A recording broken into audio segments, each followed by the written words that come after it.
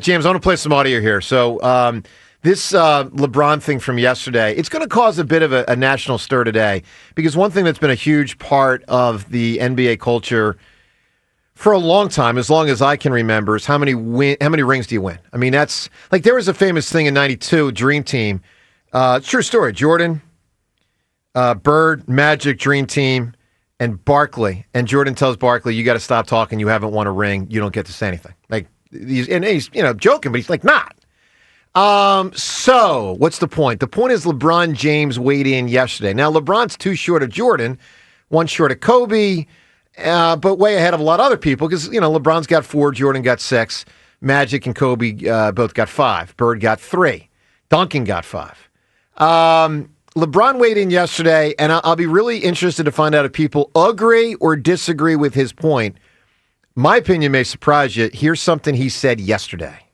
I don't know why it's discussed so much in our sport and why it's the A-all, B-all of everything. You sit here and you tell me, Allen Iverson and Charles Barkley and Steve Nash, it wasn't unbelievable. Like, oh, they can't be talked about or discussed with these guys is because this guy won 1 ring or won 2 rings or won, like, it's just weird to me. It's like saying Peyton Manning can't be in the same room with Brady or Mahomes because he only has 1 ring. They don't never discuss that in their sport. Right. Or telling me that Dan Marino is not the greatest slinger of all time, or he can't be in the room with those guys because he didn't win a championship. They don't discuss those things. I don't know. Did Barry Bonds win a World Series? I don't think so. I don't think so.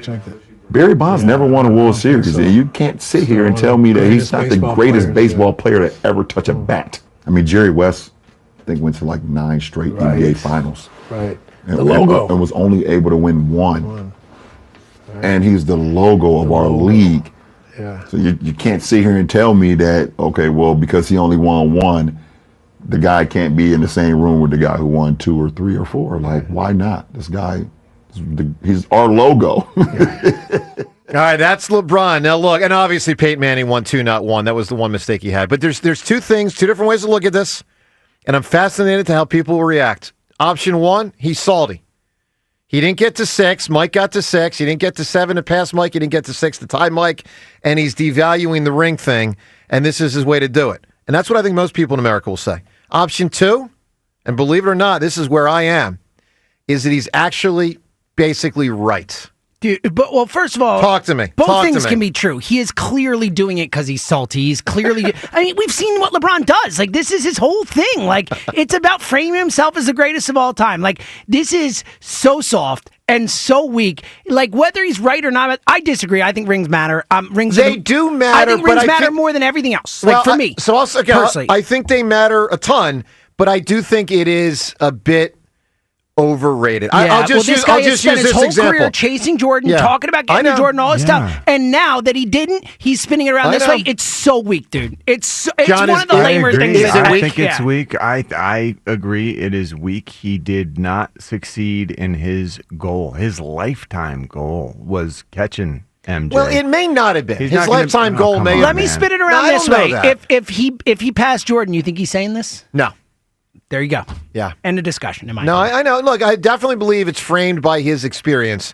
Michael Jordan is still the best of all time, and that's not going to change. Well, it's not going to change. But I will tell you, his underlying point, I agree with to a large extent. Even if he arrived at it in a convoluted way based on his own experience, I actually do think at times too much is made about rings. I do. Well, I don't. First of all, I don't. But second of all, he's also wrong about the fact we do talk about that with football. Like we do say that Tom Brady is above Peyton Manning. But it comes up more in basketball because of the championships. Like that's why part of the reason Tom Brady is above Peyton Manning is because he won 6, 7 titles. Yeah. And he had whatever. But part of the reason why people say Brady over Manning is because Brady played better in playoff games, which is why he got to 7 rings. I mean, Peyton Manning lost a playoff game to the Jets, like, what was it, 41-0? Yeah, he got or 41-10 or whatever that was. Anyway, so there's a lot in there. Now, one more piece of audio, and then right back to the phones, because we got all this Philly stuff, which is really our main thing today.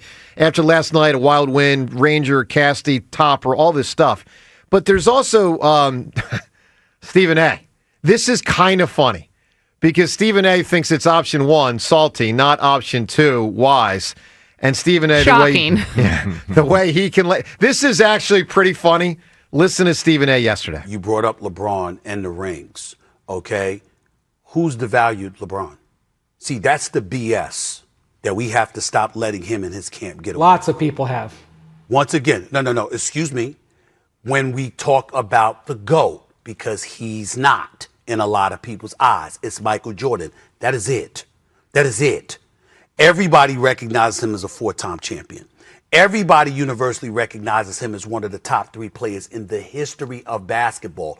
What the hell else do you want? A diaper and a bib? What do you want? Do you want us to feed you some applesauce or something? My God, what more can you do?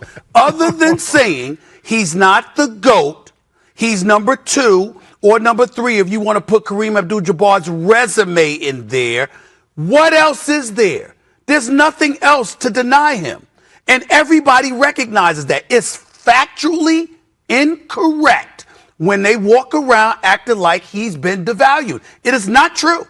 It is not true. Preach. Pretty strong, but he's correct. He is correct. It's both funny the way he does it, but he's dead on correct. Like, we all acknowledge second best player ever in the history of the game. Certainly that I've seen. Yes, I'm not going to say related to Wilton Russell. And he is right about Kareem too. And Kareem should be mentioned. Yeah. Yes, he but should. like, no one is devaluing LeBron. We're just saying Jordan's better. Right. Like, it's crazy. No, it's look, there's a lot in there. I mean, I'm actually pro Stephen A. and pro LeBron on this one, which is weird because they're on opposite sides. I think LeBron's basic point I actually agree with, but I do think it's squirrely how he got there. I think he got there because he got to 4 and Mike got 6. But Stephen A.'s thing is pretty funny. All right, what do you make of the ring culture in the NBA and sports in general? What do you make of it? 215-592-9494. Last night, obviously, was a heck of a Phillies game. Ranger was great. We'll get to the reality of a real conundrum the Phillies are facing with Ranger Suárez, both short-term and theoretically long-term. We'll get to that coming up in the next few minutes. Corey in Pottstown right now. Hi, Corey. Good morning, everybody. Hey, I love Jimmy. Jimmy is my man. I love him to death. Jimmy, you're wrong. Let me tell you why. I can't wait to hear. I understand. 2 things. First, if that's Allen Iverson saying that, I think we all agree with Allen Iverson. Nope. Okay. So Corey, I'll tell you where I disagree with James on that. And this is where I think the ring thing goes too far. Because don't get me wrong, winning it all matters. It clearly does. Okay? But I will say this. I am certain of this statement. In 2001, if Shaquille O'Neal played with Allen Iverson and Dikembe, who I adored, played with Kobe Bryant, Shaquille O'Neal and Allen Iverson would have won the title, which means Allen Iverson would have won a championship. There's no question in my mind. So, like, when Kobe gets this, before he passed away, of course, I won 5, and it's true, and I won 0, but who you play with matters in whether you get to 1 or 2 or 3 or 4. I mean, I'm saying the whole conversation, don't get me wrong, the conversation with the rings, regardless of the fact that because of our ages, we've seen Jordan. Jordan was still chasing Bill Russell. No one brings up Bill Russell. He does not get brought up enough. There's no question about it. Absolutely. So correct. If rings matter, then the go-all-be-all is Bill Russell. Well, and Corey, I'll say this. To Jordan's credit, because I've seen him interviewed, probably hundreds of times, he has never said he's the best player of all time. No, he hasn't. He has always been what I'll call respectful and to a certain degree deferential to the players that he knows came before him, which obviously include Wilt, Russell, Oscar, Jerry West, et cetera, et cetera. Absolutely. It's incredible. And when you look at the hard facts of like Russell averaged more points in the regular season and the postseason than Michael Jordan did. No, that's not true. Will, not Russell. No, Will did. No, not Wilt Russell. And Not Russell Russell. combined points, rebounds, and assists than Jordan. Well, hold on. You just said rebounds and assists. If you're saying points, it's not points. But averaged more combined points rebounds well, and that's- assists. Well, that's different. than Rebounds, I've sure. never even in heard of both that the stat. regular seasons Fair and enough. playoffs. Well, Russell would get like 25 rebounds a game. So, yeah, I get Well, that does skew things a bit. Well, it does. When all right, you Corey, get all I know the you, rebounds. Corey, I know you initially called about the Phillies. What do you got on that? As far as Joe, you and I are pretty much right around the same age or whatever. Do you ever remember Pat Burrell coming out of a game for defense? Well, I can't say. Well, yeah, because Bruntley would go in. Absolutely. Yeah, Bruntley Yes, would go in. for sure. Yeah. I'm just And I think asking. Taguchi couldn't went in remember sometimes, Pat too. Burrell. And the only reason why I bring that up was because up until 3 days ago, we never even thought of taking Castellanos out of the game. I did not. That is true. I did not. I should have, but I did not. So this is such a bigger deal because of what happened, what he said. But if that had never happened, we would never be talking about this today. Which means, as much as I don't agree with his wife, which means she's right. He's been stand up with no errors on the team, whereas we're getting killed with guys at shortstop or guys, other players. Now, and the only reason why I bring that up, too, is let's say, is any lead safe with this bullpen? You can't say that. So if you bring in Rojas to play right field or whatever, and then they give up the lead, now Nick Castellanos is being batted for by Rojas. I mean, it's a catch-22. Look, I think it's not a catch-22, Corey. I think it's very simple. If I got a 4-1 lead, it's the ninth inning. Even though Joe DeCamara didn't think of it a week ago, and I should have. I've seen enough Phillies baseball; it should have dawned on me.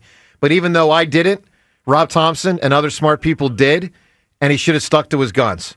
3 days ago, he made a determination in a close game with the lead that he goes with his three best defensive players. Last night, after the right fielder over the last 2 days had the issue that he had, Rob Thompson turtled up in a corner and said, "You win," and that's weak, just weak. Corey, give me an answer, pal, for a fictional trio. His top three adversaries in his first four movies: Apollo Creed, Clubber Lang, Ivan Drago. I don't think it works. I thought of it.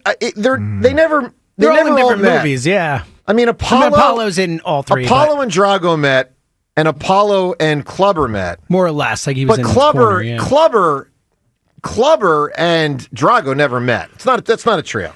That don't work. That don't work. Don't work. All right, I'll tell you what does work. When we're looking for perspective on this Phillies thing, and if you're just waking up to last night, maybe you missed the game. Entertaining game. Phil's played a good game. I mean, there was a base running gaff that caused a ridiculous double play, but Ranger was superb. Bryson Stott actually homered. You know what? And I was happy for Stott with the homer from not only because it was a big spot in the game, from this standpoint. His first at bat, he struck out. I don't know how many people caught this. He strikes out, and the camera catches him as he's wheeling away from the umpire and the catcher. And with his bat, he just kind of like does this thing with his bat. He's not throwing, he's not pulling a bone.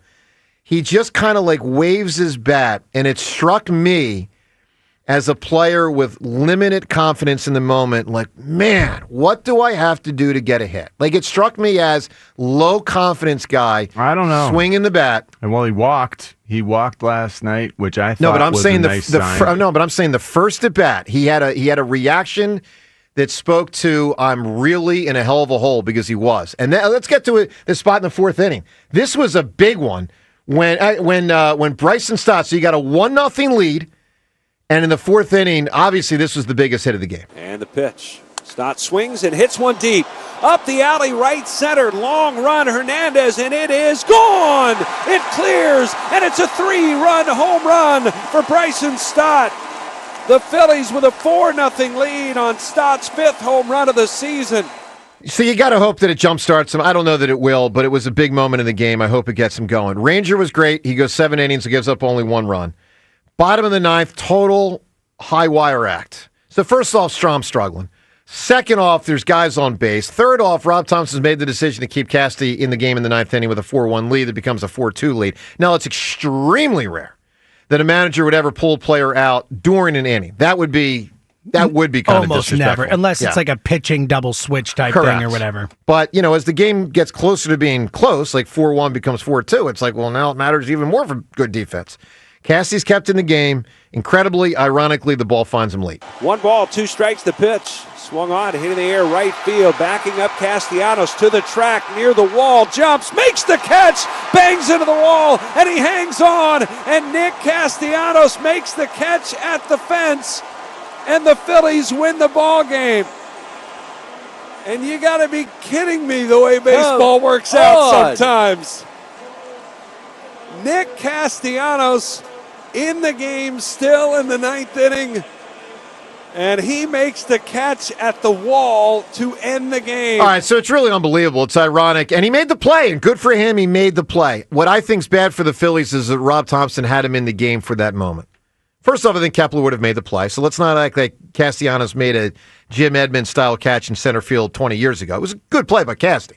Although Kepler did somehow blow a very simple catch 2 nights ago? 2 nights ago. Yeah, but I'm not going to act like Kepler's worse than Castellanos defensively. No, he's not. Kepler is a better defensive player than Casti. So I think it's weak that Rob Thompson, just acquiesced to Casti. That's it. You want my opinion today? There it is. I think it's weak.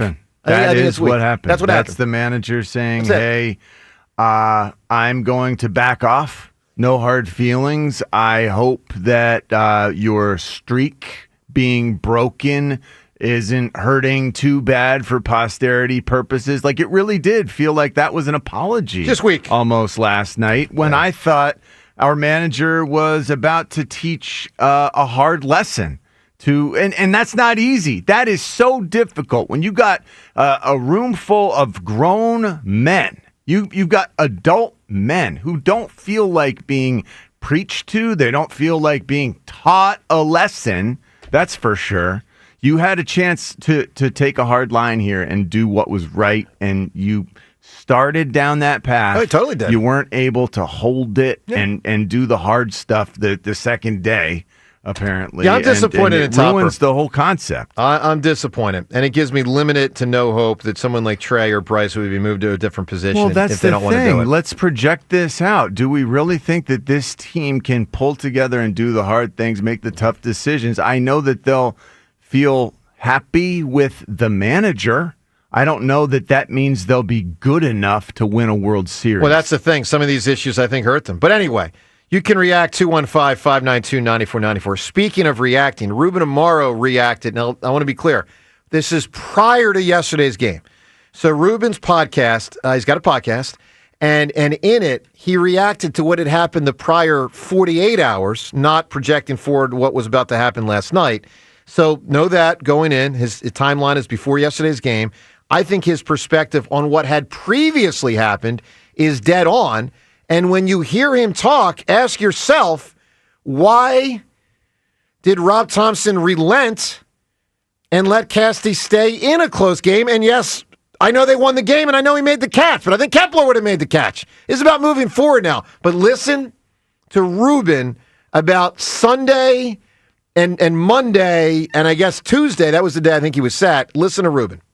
I said to myself, okay. Oh, James, hang on 1 second. I got to believe that. I got to set this up better. Sorry, my fault. I forgot to say that this is Ruben specifically talking about while he was watching Sunday's game. This is key. Phillies held a 1-run lead. As we know, Castellanos was not taken out of that game late for a defensive thing.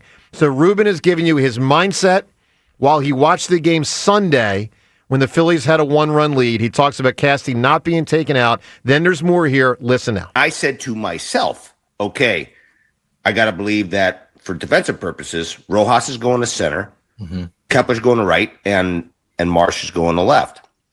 He didn't do it. And I thought to myself, sometimes he doesn't do that with a 1-run game because he still wants that bat in case it gets tied up. But with a 2-run game, which is what that situation was on Monday, I absolutely think that's the right thing to do. I have to say that the move that Rob Thompson made is perfect, especially in that ballpark, over a 2-run lead or over a 1-run lead, get the best defensive players there and go. That's what you do.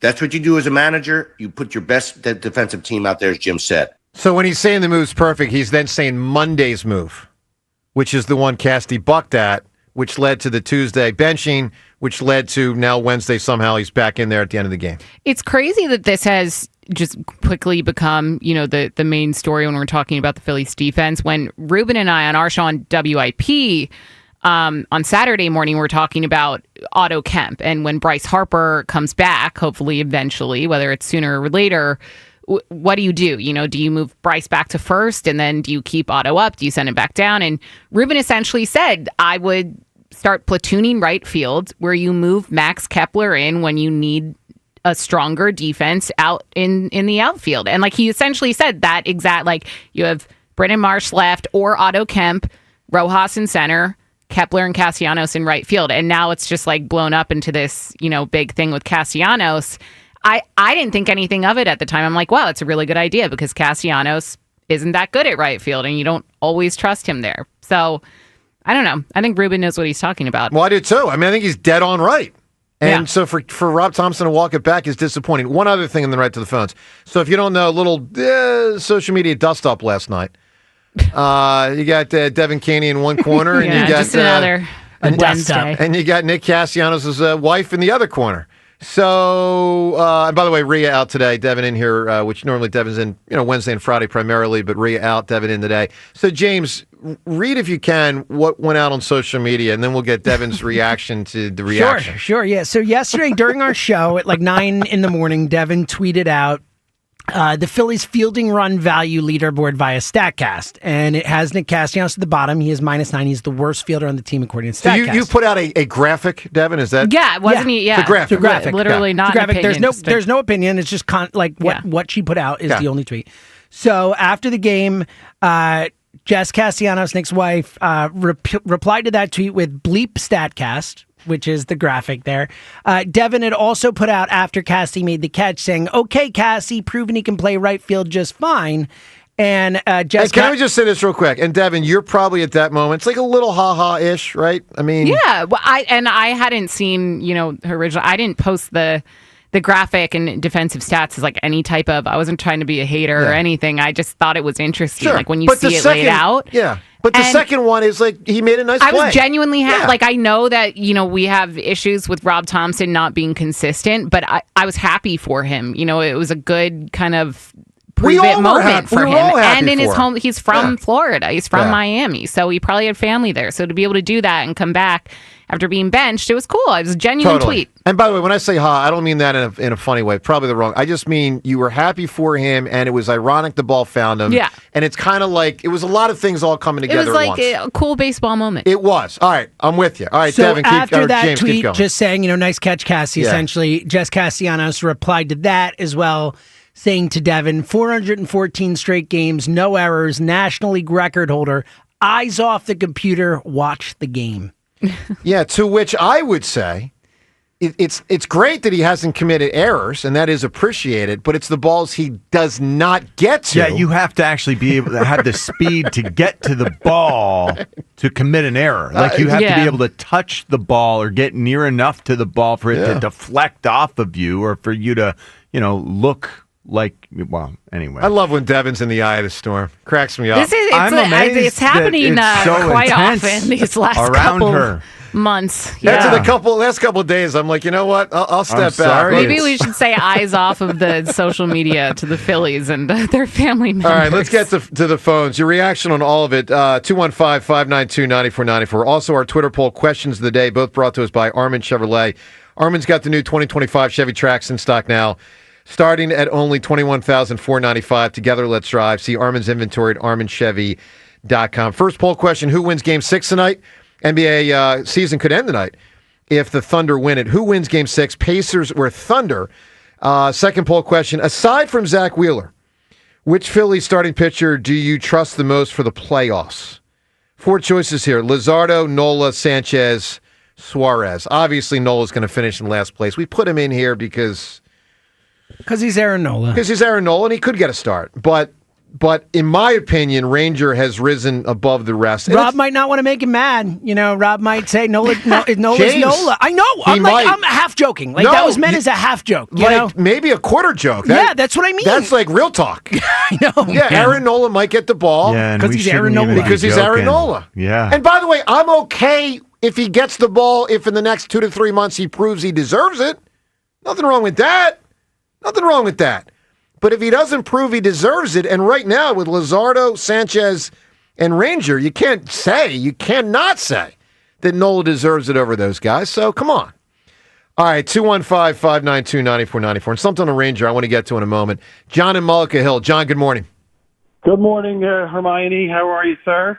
I thought you were talking to me. Don't you mean Hermione? All right, let me try it again. Hold on, let me try it again. Hold on. Trying to get from Harry Potter. Hermione? Do you know how to spell it? I really don't. So I'm Hermione. You're adding an extra N in there. So I got to just extend the I. Hermione. You put not a Hermione in there. You put a ninny at the end. Hermione. Hermione. Okay, Do you know her Hermione. last name? Potter. Hey, Devin, I take umbrage. Incorrect. No, the other guy. She got with the other guy at the end, right? You got with Ron. Yes, she ends up with So Ron. she's the Hermione Ron. So you didn't know his name either. Weasley. Yeah, Oh, it's Weasley. Hermione Granger. Is her Granger. name. I do recognize that. I'm sorry. All right, go ahead, John. No, I was going to say I take umbrage in the fact that you think that doctors golf all the time, because that's not true either. Was that a Dolores Harry Umbridge Potter reference? pun? Was that on Seltzer purpose? said You that. like that, didn't you, John? You like That that? was really Nice good work, work. dude. Good work. Yes. Oh, and speaking of which, Richie, I have Jedi robes. Not a good look unless you're going to a premiere. Oh, no. Well, I mean, are yours really Jedi robes, or are they actual robes that are meant for daily wear? No, they're Jedi robes. They're from I the got planet them, Hoth. He actually got them The from ice Jedi planet on Hoth. the- Well, on the those would planet be Hoth. awfully Yeah. warm. So- I don't need the insulated ice planet Hoth robes. I just need comfort robes. Correct. Yeah, Yeah. but don't ruin your sweatshirt for that. That's a good point. Okay. John, what do Okay. you make of the Philly situation? It's got a lot of tentacles. What do you make of it? So, I actually look at it this way. I get it, and I'm with you guys. I think Topper, probably back down. But you're paying the guy this much money, you might as well put him in. I don't agree. I don't agree with that, John. You know what I call that? I call that the Bryce Huff rule. Well, The heck with that. If someone else is better, they play. And by the way, let me be clear. Nick Castellanos is 4 times the baseball player Johan Rojas is from the first through the 8th inning. 4 times. and I don't know if 4 times. I don't know if you can. But if I have a lead in the 9th inning of a game, 1-run, 2-run, 3-run lead, I'm putting in the better defensive player. I'm securing the game. That's my intent. That to me, that's clear. Like really, to use a Jack Nicholson term, crystal clear. It's not complicated. I don't know if you can compare Bryce Huff with Nick Castellanos because they, two different. I mean, we never really got to see Bryce Huff play. Well, let me ask you this question: did you enjoy in 2021 when the Eagles kept shoving Jalen Reagor down everybody's throat to watch him? Did you enjoy that? Not from my seat. Nope. No. I mean, my point is organizations need to make decisions, and sometimes it's a little uncomfortable. But I think to Nick Sirianni's credit, I mean, Sirianni does not give the ball to Saquon at the 1-yard line. Sirianni did not permit Saquon to play Week 18 to break the record. Sirianni, I think, is tough in a way that, frankly, especially once you prove that you can win, people buy into that. And for Rob Thompson, 3 days after removing Castellanos to just relent, okay, Uncle, okay, all right, Uncle, you get to play in the 9th inning? That don't work for me, man. Am I wrong? Am I wrong, John? No, you're right. I probably still would have taken him out. Again, John, I said this earlier. I'll say it again. The only justification for Topper playing him, I'm not saying this is a justification that would make me happy, but I got to acknowledge this theoretical possibility. If Nick Castellanos was going to pull an NBA player, temper tantrum, where you stomp off for the next 3 months and don't try, James Harden in Philly style, James Harden in Houston style, Anthony Davis in New Orleans style, Ben Simmons in Philly style. Ben Simmons in Philly style. Like if he was going to pull one of them, then I can understand Rob Thompson crying uncle in that case because it's to try to have frankly the path of least resistance. The lesser of two evils. Yeah. I doubt Castellanos was going to do that. I definitely think the fact that he probably had family there and he's from there. Well, that's a huge part of all of this. Well, okay, so what about part tonight? Has been mentioned repeatedly. What about Friday night? Forget tonight. Friday night in New York. Zach Wheeler starts. They somehow navigate the 8th inning. They don't blow a lead. They hold a 3-2 lead. It's the bottom of the 9th, Friday night in Shea, whatever the hell it's called. City Field. No, I'm asking you, John. Friday night, who's the right fielder? Kepler, take him out. Okay. I think you're going to be wrong, I think so too. But I hope you're right. John, fascinating phone call. Give me a great answer for a fictional trio. Well, since my Athos and Porthos and Artemis were already taken, I will go with Huey, Dewey, and Louie, Donald Duck's nephew. Oh, That's yeah. nice. That's pretty good. That's a good one, too. It feels like John Loved it. would have a lead on real lightsabers, like lightsabers that might work. And I don't think that's. I don't even think that's realistic. I'm going to say I don't think that's a real thing. I just want. John. I want a lightsaber that looks. It'd be so real. cool. Are you kidding me? But I don't think you want can the make actual light, even that if it doesn't. stops. Yeah. I don't think that's possible. Like where it just goes out to whatever that would be, 3 feet, and then stops. I don't think that's creatable, unfortunately. Well, I tend to think it's not. It would be my unfortunate guess. Here's something. That doesn't seem like it hurts your soul No, it like does. it does mine. No, I was just trying to think about something from Star Wars, but I figured I'd back off from How about asking. the purple what? lightsaber of Mace Windu? why- Think about how cool Is it too that deep was a when cut? we all Is saw Yeah, it. it's going to take us down. Yeah. Rich, And just we go don't nuts want to again. go So the next- I get because it. not Correct. everyone Yeah. likes Star Wars. Yeah, I mean, you know that my girlfriend has not seen Return of the Jedi. She hasn't what? seen Empire Strikes Back. How have you allowed you're a that? bad- you you're a guys have bad been together boyfriend. like a Well, year I'm very almost. troubled. What are we doing I'm here? upset. I'm actually upset. So by make her this. watch them. It's not that I easy. mean, you're to watching just- Lioness and all these shows with her. I know. Like, say, hey, Trust guess me. what? It's time to watch Star Wars. This matters to me. I know. I should put my foot down. You're a little damn bit on right. that front. I'm going to say something that you're not supposed to say in the year 2025, but I'm going to say it anyway. Oh, no. John Ritchie, Mm-hmm. be a man. Yeah, you know what? I can get down with that. Yeah. Yeah, that feels like it works. Yeah. All right. Men caused a problem in the last 48 hours. Let's What a see if anyone segue. can, let's see What if a any- segue. let's see if anyone can get it. A time-honored tradition that's both unfortunate but kind of funny happened again in the last 48 hours in sports. What is it? It has happened many times. Many times. It is unfortunate and it is kind of funny. And it happened in the last 48 hours in sports. What is it? Did they break the Stanley Cup Yes. again? No, Yeah. did they really? The Stanley Oh my God, Cup dude, come on, guys. again has been dented. It's unbelievable. Of course. Again, the Stanley Cup has been dented. And somehow they Character. always fix it. Yeah. They always fix it. Yeah. Well, that's the beauty of metal. It's like a little give, Pound it right little back. bend. I You don't can know- put it back. I don't know how they do Pound it out. All right, I want to present a Ranger topic here because other than this Castellanos thing, I think the Ranger thing would have been the biggest topic coming out of last night because he was awesome. And he's been awesome now for about a month and a half. Every start except his first. Correct. It's been awesome. Yeah, he's got the second lowest ERA in baseball since May, whatever the heck it is. Like early So May. you have total faith that Other than his schemes. low back situation is not Well, even I'm not. a situation. I can't say I have total faith in it, but I know when healthy, Yeah. he's in Yeah. the prime of his career, Well, as he yeah. showed last year before he got hurt. But we know that every time he comes in, it's going to be low back stuff to start the season. Well, and then all right, we make just it- hold out hope yeah. that it stays good. So yeah, that's. I don't know if it's every time, but it's all. Yeah, it's happened. So here's my question: what do? You're the Phillies. You've got all these starting pitchers. Now let me remind everybody on this show, and not only this show, around town as recently as about a month ago, there was talk of can trade Ranger this season because you're going to lose him as a free agent. Let's go get an outfielder or maybe like a closer. Maybe it's someone that even stays here beyond this year. Let's trade because I got Nola, I got Wheeler, I got Sanchez, I got Luzardo, I got Abel, and I'm going to probably have Painter. So that was like totally on the table in our minds like 3, 4, 5 weeks ago. Now, what has changed? Nola's out for a while. Luzardo hasn't pitched as well. He's not a disaster. I mean, I think he's reestablished he's not a disaster, but, certainly hasn't pitched as well. I believe, and what else has changed is Ranger has done it now longer, meaning, a couple extra starts. I believe Ranger is the Phillies' second best starting pitcher.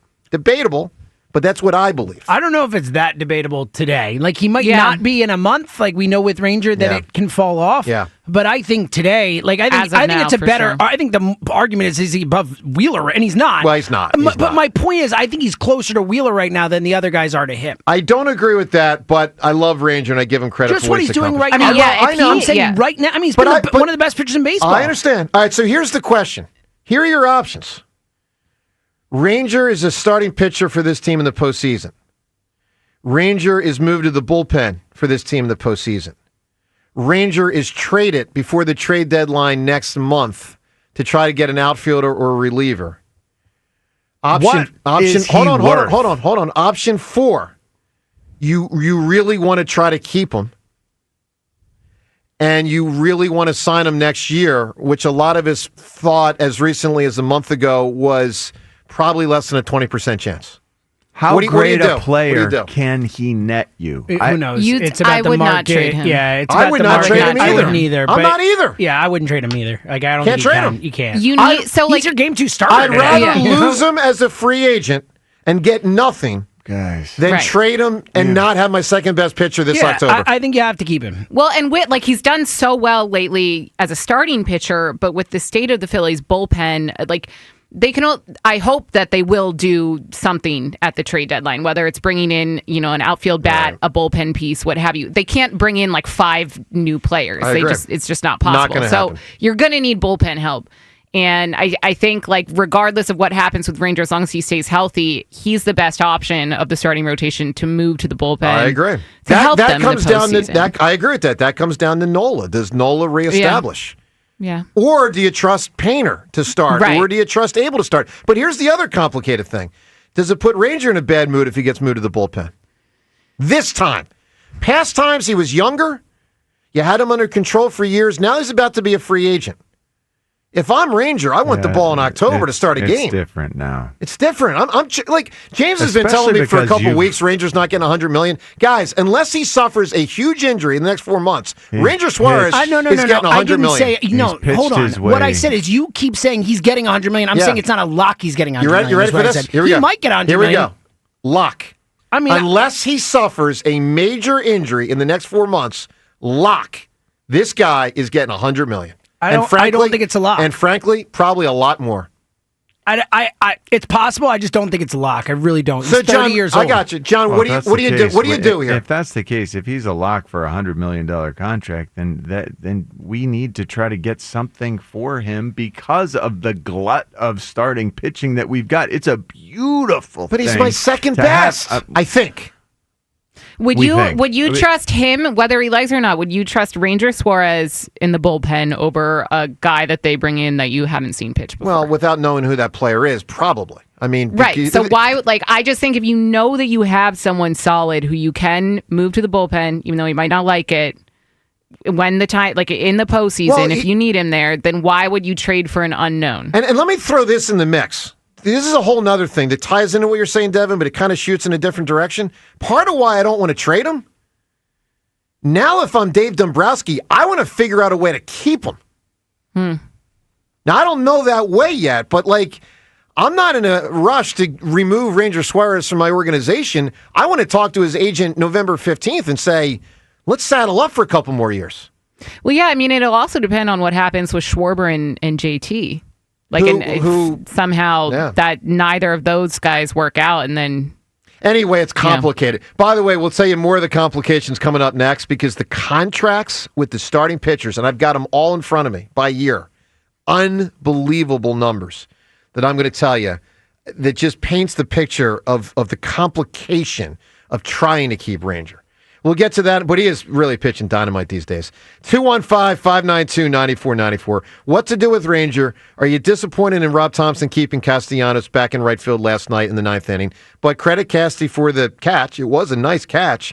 Plus the LeBron thing, the culture in the NBA, that's where particular, where it's about winning championships. And LeBron says that concept basically is over-discussed and overrated. Agree or disagree with LeBron? And is he just being salty because he didn't catch Mike?